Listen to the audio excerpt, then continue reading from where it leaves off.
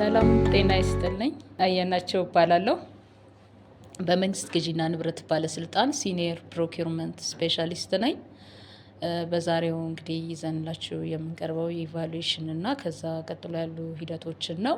ሂደት ፕሮሰስ ከምን ተነስቶ ውል እስከሚያዝ ድረስ ያለውን የሚያሳይ መሆን እንዳለበት ነው። ኢንድ ቱ ኢንድ ፕሮሰሱ። ስለዚህ በፊት ላይ ያያችሁት አንደኛው ኢንትሮዳክሽን ቱ ፐብሊክ ፕሮኪውርመንት ምን ይመስላል፣ ሌጋል ፍሬሙ ምን ይመስላል፣ በግዢ ሂደቱ ውስጥ በመንግስት የግዢ ስርዓት ውስጥ ምን አይነት አካላት ኢንቮልቭ ያደርጋሉ የሚለውን እንደዚሁ አይታቸዋል። አልፎ ደግሞ ፕሮኪውርመንት ፕላኒንግ እንዴት እንደሚዘጋጅ በስሩ ምን አይነት ታይፕ ኦፍ ፕሮኪውርመንት ፕላን እንዳለ እንደተመለከታችሁት ነው። ሶ ፕሮኪውርመንት ፕላን ለማዘጋጀት ደግሞ አንደኛው በዛ በፕሮኪውርመንት ፕላን ውስጥ የሚያስፈልጉ ግብዓቶችን በደንብ ለይታችሁ ያወቃችሁ ይመስለኛል። ከዛ ውጭ እንግዲህ ሜትርስ ኦፍ ፕሮኪውርመንትን አይታችሁ ጨረታ እንዴት እንደሚዘጋጅ ሴክሽኖቹን፣ ቲፒካል ፓርቶቹ የቢድ ዶክመንት ፕሪፓሬሽን ላይ ያሉ ቲፒካል ፓርቶቹ እነማን እንደሆናችሁ ለይታችሁ ጨረታ ሰነድ እንዴት እንደሚዘጋጅ ያያችሁበት ሌሰን አለ። እሱን መሰረት አድርጎ ታይም ኦፍ ፍሎቲንግን ጠብቆ በኤጂፒም ሊሆን ይችላል፣ በኤጂፒ ሲስተም በዛ ፍሎቲንግ እንዴት እንዳለ ያያችሁበት አለ። ከዛ ውጪ ያው የቢድ ኦፕኒንግ ሂደቶቹ ምንድን ናቸው፣ በዛ ውስጥ የሚካተቱ ነገሮች፣ ጨረታ ሲከፈት የሚያስፈልጉ ምን ምን ነገሮች አሉ የሚለውን ነገርም እንደዚሁ በዲቴይል አይታችኋል። እንግዲህ ቀጥሎ የሚኖረው ሂደት በግዢ ውስጥ ኢቫሉዌሽን ነው። ቢድ ኦፕኒንግ እንዳለቀ ሂደቱ ወደ ኢቫሉዌሽን እንገባለን። ስለዚህ ዛሬ እኔ ይዤላችሁ እንግዲህ የቀረብኩት ኢቫሉዌሽን እና ከዛ በኋላ ያሉ ሂደቶችን ይሆናል ማለት ነው። ስለዚህ ኢቫሉዌሽን ምንድን ነው? በዛ ውስጥ በኢቫሉዌሽን በመንግስት ግዢ ሂደት ውስጥ ደግሞ ኢቫሉዌሽን የሚከናወንባቸው ምን ምንድን ናቸው፣ ምን አይነት ሜትድስ ይከተላል የሚለውን ስንመለከት ጨረታ አንድ ጊዜ አየር ላይ ወጥቶ የተወዳደሩ ተጫራቾቻችንን ይዘን ሰነዶቻቸውን ሰሚት ካደረጉ በኋላ በሁለት አይነት መንገድ ኢቫሉዌት እናደርጋቸዋለን ማለት ነው። ስለዚህ አንደኛው ሰሚት አድርገው ከመጡ በኋላ የሚኖራቸው የኢቫሉዌሽን ሲስተም እዛ ውስጥ ያለው ፕሪሊሚናሪ ቴክኒካል ኢቫሉዌሽን ይኖረናል፣ ፋይናንሻል ኢቫሉዌሽን አለ። ፋይናሊ ደግሞ ካለው ግዢ ሂደቱ ፖስት ኳሊፊኬሽን ሂደት ይኖረዋል ማለት ነው። ግን በቢድ ዶክመንት ፕሪፓሬሽን ላይ ደግሞ መሰረታዊ የሆነው የኢቫሉዌሽን ሜትር ተቀምጧል ማለት ነው። አንደኛው ኮምፕላያንስ ዊዝ ስፔሲፊኬሽን ነው። ይሄ ማለት ግዢ ፈጻሚ መስሪያ ቤቱ አንድን እቃ ጨረታ ላይ ሲያወጣ ለዛ እቃ የሚያስፈልገውን እቃም ይሁን የግንባታ ግዢም ይሁን የኮንሰልታንሲ በሁሉም የግዢ አይነቶች ጨረታ ወጥተው ሊገመገሙባቸው የሚችሉ ክራይቴሪያዎች ሴት ይደረጋሉ። እነዛ ቴክኒካል ሪኳየርመንቶች ክራይቴሪያዎች ሴት ሲደረጉ ሚኒመም ቴክኒካል ሪኳየርመንቱ መቀመጥ አለበት። ሚኒመሙን ተጠቅመን ነው ሚኒመሙን አስቀምጠን ኢኳል እና አባቭ የሆነውን ነው የምንቀበልበት ማለት ነው። ስለዚህ በዚህ ሂደቱ ውስጥ ደግሞ ሚኒመም እና ኢኳል ወይም ከዛ በላይ የሆነውን ሪኳየርመንት ያሟላ ተጫራችን መርጠን ወይም ኮምፕላያንስ አድርጎ እኛ ካመጣ ነው ስፔሲፊኬሽን ላይ ወይም ቴክኒካል ሪኳየርመንት ላይ ኮምፕላይ ካደረገልን ያደረጉ ሪስፖንሲቭ የሆኑ ተጫራቾቻችንን ይዘን ዋጋ ውድድር አድርገን ሊስት ፕራይስ የምንመርጥበት ሂደት ነው ኮምፕላያንስ ዊዝ ስፔሲፊኬሽን የምንለው ማለት ነው። ሁለተኛው ሜሪት ፖይንት ኢቫሉዌሽን ሲስተም ነው። በዚህ ሂደት ውስጥ ምንድን ነው አዋርድ የምናደርገው ተጫራቾችን አዋርድ የምናደርግበት ሂደት ሀይ በኩሙሌቲቭ ነው። ሰም ኦፍ ቴክኒካል ኤንድ ፋይናንሻል ማለት ነው። ቴክኒካል ስኮር አለ፣ ፋይናንሻል ስኮር አለ። አውት ኦፍ 100 ማለት ነው። ከመቶ ምን ያህል ያመጣሉ የሚለውን ነው። ይህንን በእኛ መመሪያም በፕሮክላሜሽናችንም ባለው ለኮንሰልተንሲ ነው የሚፈቅደው።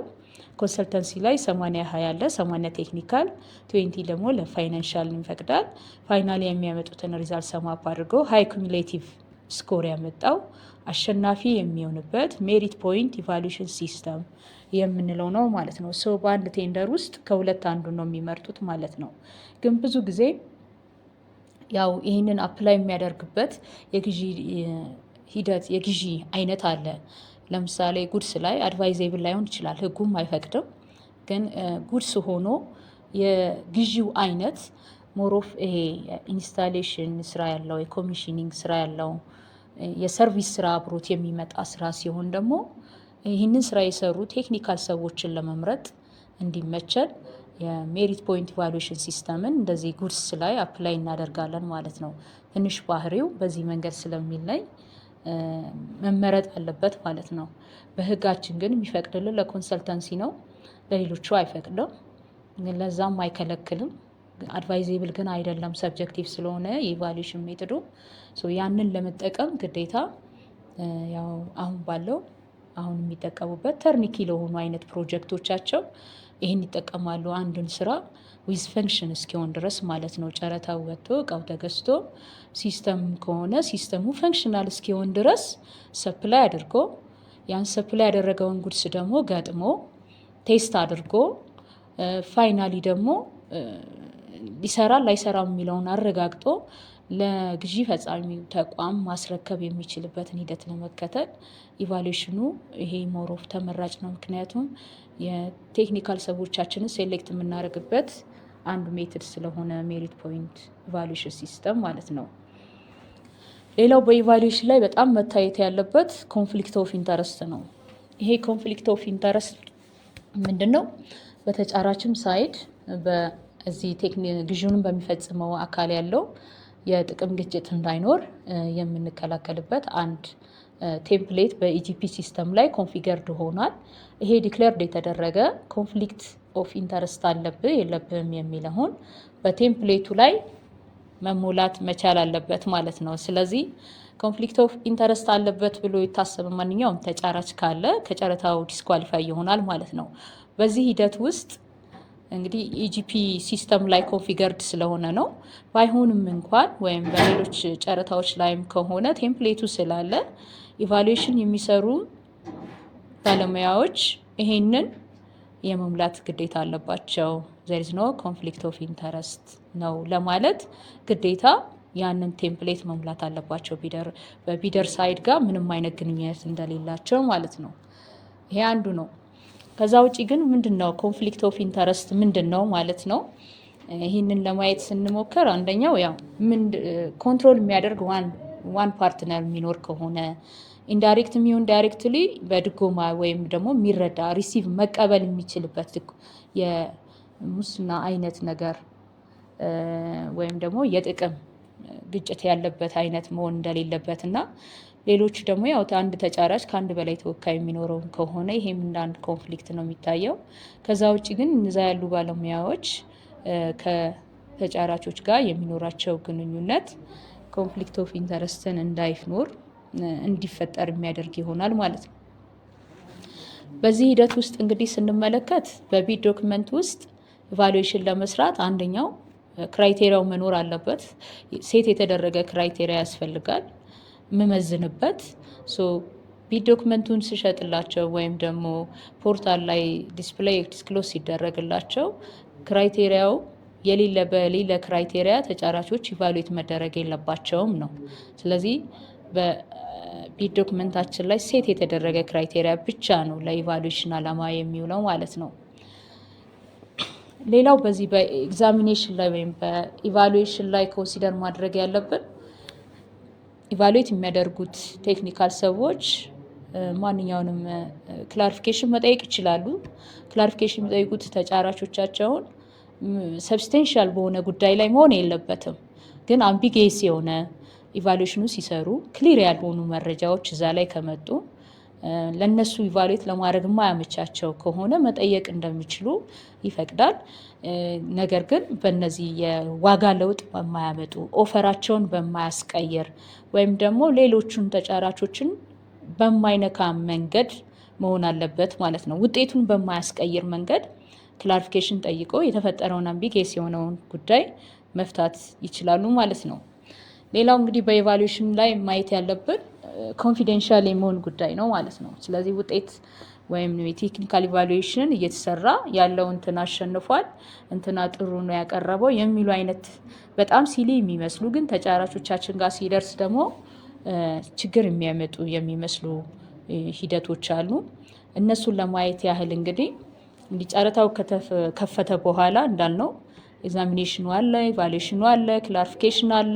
ፋይናሊ ደግሞ ለሪኮሜንዴሽን ለአዋርዲንግ ሪኮሜንድ አድርገን ሪዛልቱ ይሄ ነው፣ በሪማርክ ይለፍ፣ ሪማርኩ ይሄ ነው፣ ሶ ፋይናሊ ደሊቨር ሲያደርግ ይሄ መታየት አለበት እያለ ቴክኒካል ኢቫሉዌተሩ ይሄንን የሚያስቀምጥበት ሂደት አለ ማለት ነው።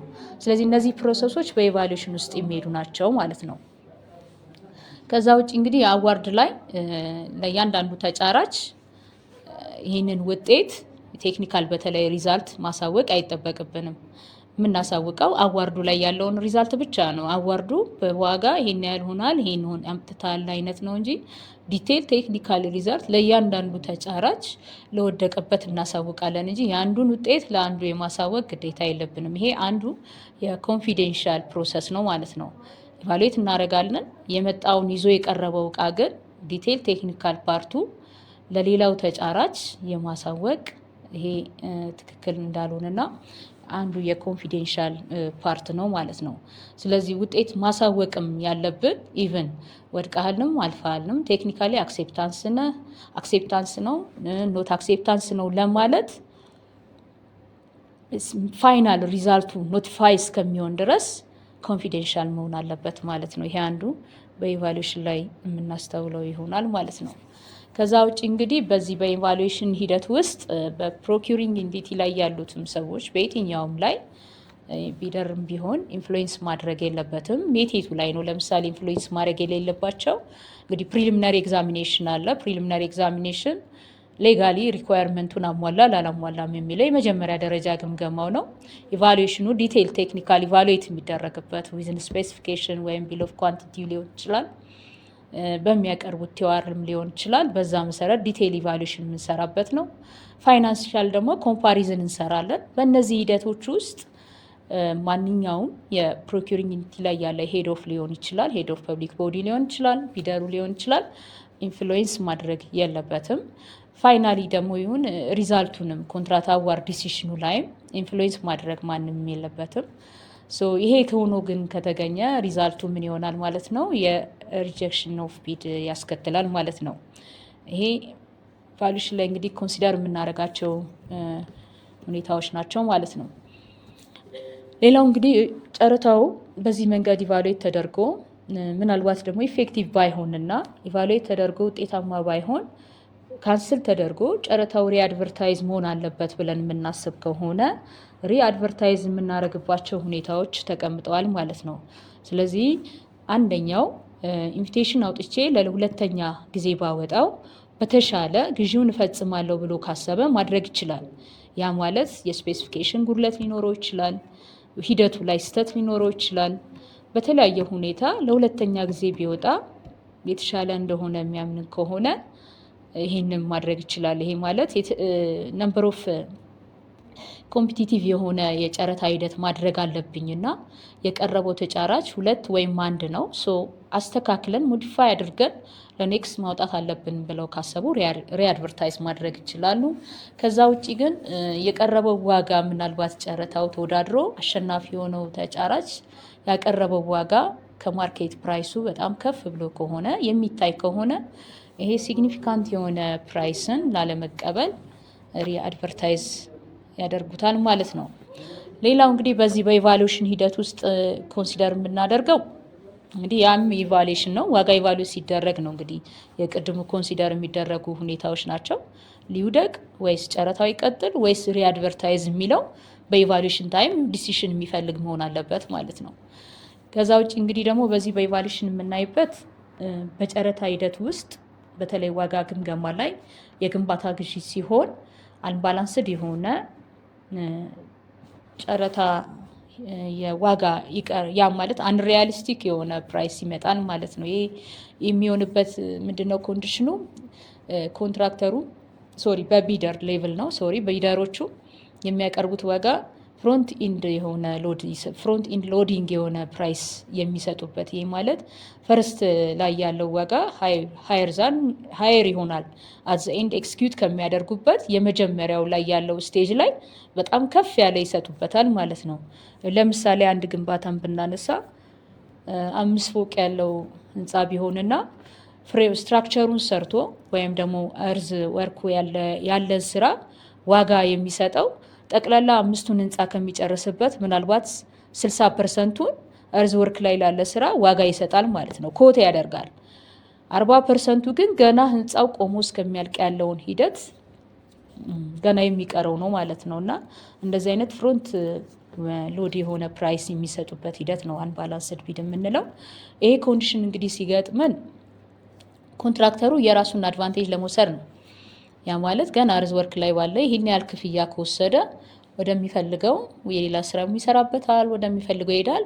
ሶ ፋይናሊ በሚከፈለው ብር ግን የሚቀረውን ስራ መጨረስ አይችልም ማለት ነው። እና አሁን ሀገሪቷ ላይም ካለው ችግር አንጻር ስናይ ብዙ ጨረታዎች ወጥተው ፍሮንት ሎድ በሆነ ዋጋ እየሰጡ ብዙ ግንባታዎች እየተጀመሩ ይቆማሉ።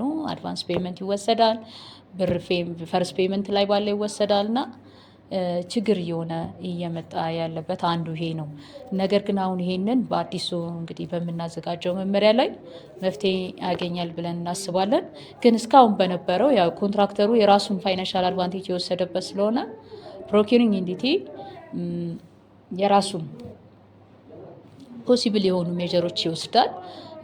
ለምሳሌ ብሬክዳውን መጠየቅ እንደሚችል መመሪያውም ስለሚጠይቅ ብሬክዳውን ጠይቆ እነዚህ ፍሮንት ሎድ የሆነበትን ምክንያት በዛ ብሬክዳውን አጣርቶ ውሳኔ እንዲወስን ያግዘዋል። ያም ካልሆነ ደግሞ አዲሽናል ፐርፎርማንስ ሴኩሪቲ በመጠየቅ ውሉን ማሰር እንደሚችል ተጠያቂ እንዲሆን ማድረግ የሚችልበትን ያስቀምጣል ማለት ነው። ሌላው በዚህ በኢቫሉዌሽን ሂደት ውስጥ የምናየው ዶሜስቲክ ፕሪፈረንስ ነው። ምክንያቱም አፕላይ የምናደርግበት አንዱ በዚህ ኢቫሉዌሽን ሂደታችን ውስጥ ለሀገር ውስጥ ተጫራቾች ፕሪፈረንስ የምንሰጥበት ልዩ አስተያየት የሚሰጥበት ነው። አምራች ለሆነ የኢትዮጵያ ውስጥ ላሉ እቃዎች ለሚመረቱ እቃዎች የመንግስት ግዢ ልዩ አስተያየት ይሰጣል።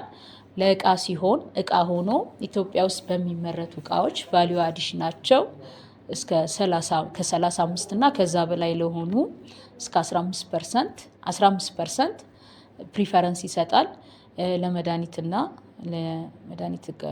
መድኃኒት አምራቾች ለሆኑትም 25% ይሰጣል ማለት ነው። ስለዚህ ቫልዩ አዲሽናቸው በኢንዲፔንዳንት ኦዲተር ተጣርቶ እስከ 35% እና ከዛ በላይ ፐርሰንት መሆኑ ቫልዩ አድ ማድረጋቸው ተጣርቶ የሚሰጥ ልዩ አስተያየት ነው ማለት ነው።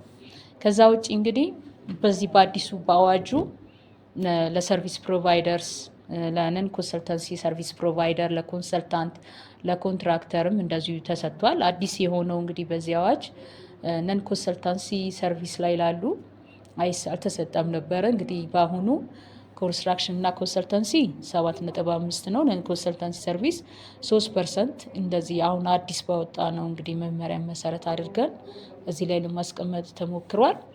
ከዛ ውጭ እንግዲህ የውጭ ሀገር ተጫራቾች፣ የሀገር ውስጥ ተጫራቾች ሎካል ኮንትራክተር ስፔሻሊ የግንባታ ላይ ሎካል ኮንትራክተር ጥቃቅንና አነስተኛን አካቶ የሚሰራበት ሂደት ላይ ሲኖር ፕሪፈረንስ እንዳለው አስቀምጠናል። ኦልሞስት ኮንትራት ውል ከገቡበት 20%ቱን ለጥቃቅንና አነስተኛ አሁን አጀስት አድርገነዋል። ሀገር ውስጥ ላሉ ሰብ ኮንትራክተር አድርገው ላሉ ለነዚህ ጥቃቅንና አነስተኛ ለሚሰጧቸው ከሆነ 2% አዲሽናል ፕሪፈረንስ ያገኛሉ ማለት ነው።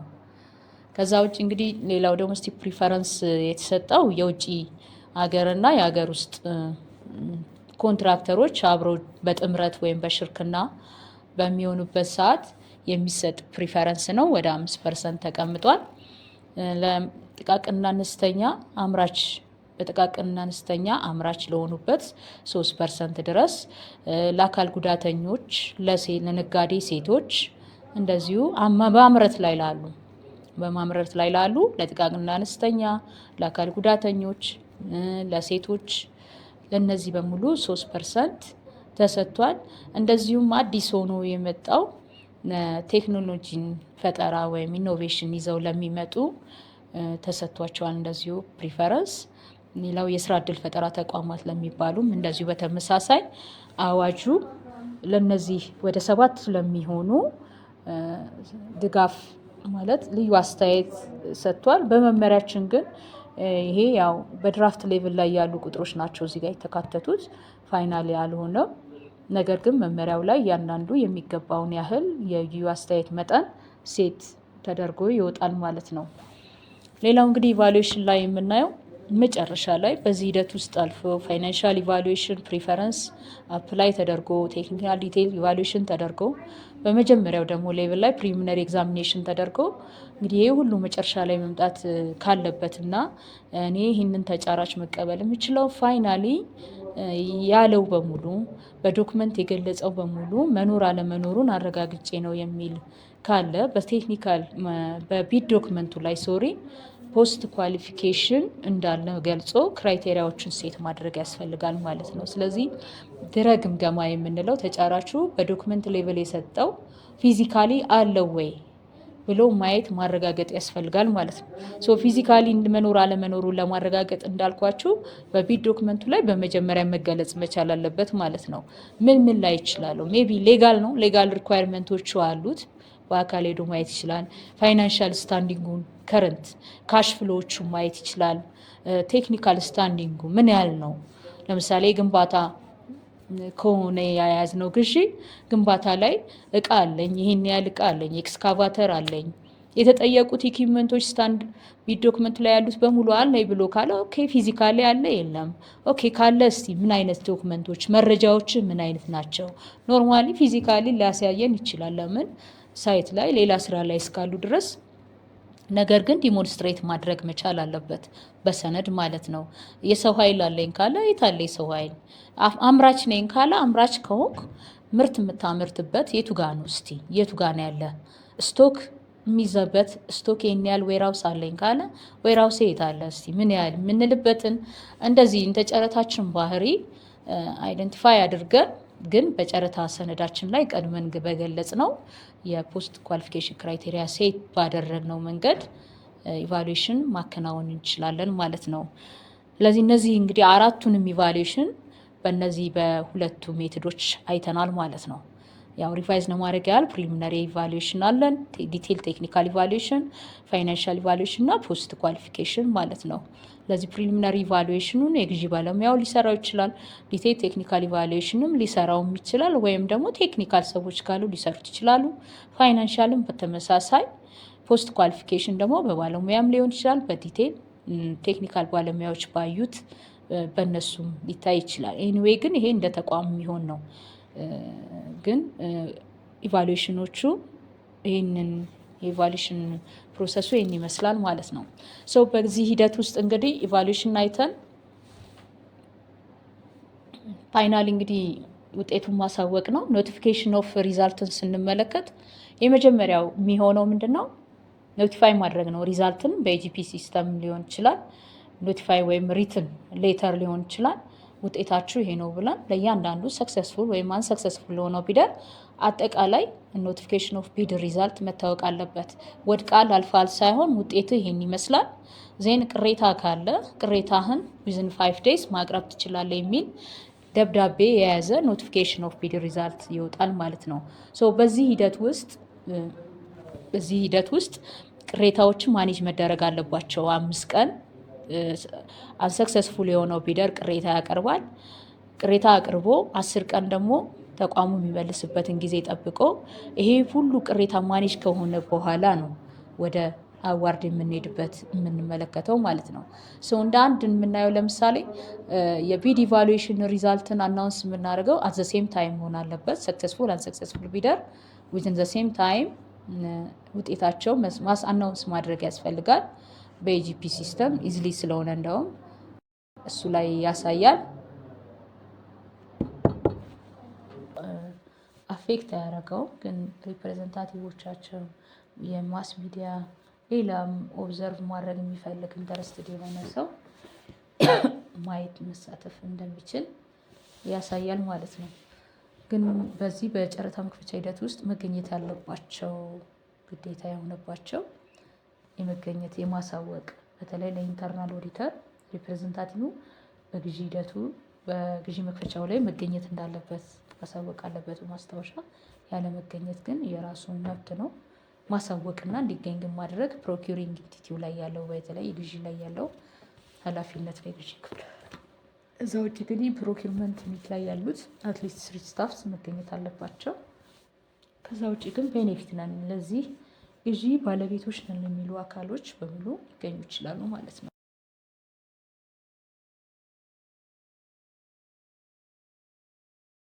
ኖቲፊኬሽን ኦፍ ኮንትራት አዋርድ እንግዲህ የሚወጣው ኮምፕላንት ሃንድሊንግ ተከናውኖ ቅሬታ ያቀረቡ ተጫራቾች ቅሬታቸው በ10 ቀን ውስጥ ተመልሶ ያ ማኒጅ ከሆነ በኋላ ለአሸናፊው ተጫራች ኖቲፊኬሽን ኦፍ ኮንትራት አዋርድ ይዘጋጃል።